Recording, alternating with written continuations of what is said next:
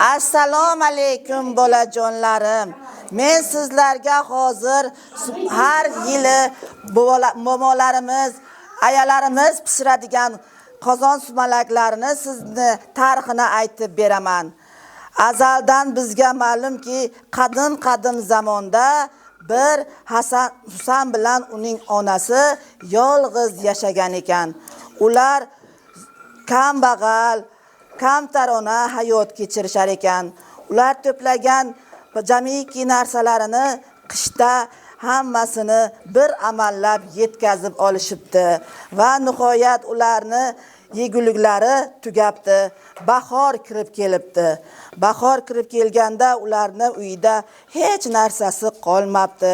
Bolalarga ovqat pishirib berishga umuman biron narsa topolmagan ayol bolalarni och qoldim degan xashxashasiga nima qilishini bilmasdan, bolalarim, hozir men sizlarga ovqat qilib beraman deb dalaga chiqibdi.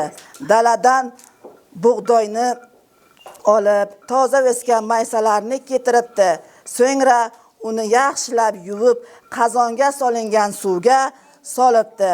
Bolalarim ovqat qilayotganimga ishonsin deb unga toshlar keltirib solibdi. Natijada qozonni kavlab turaveribdi. Bolalari Hasan Husanlar o'ynab o'tirib, tunning yarmida uxlab qolishibdi. Shunda onasi yig'lab Allohga murojaat qilibdi. Xudoyim, farzandlarim ochligidan, yig'laganidan, hech nima topmaganimdan shu ishni qildim bolalarimga. Allohim, sen o'zing menga nazaringni solgin. Mana shu pishirayotgan ovqatimni shirin qilgin, mazali qilgin, totli qilgin deb Allohim yolvorib so'rabdi Allohdan ayol.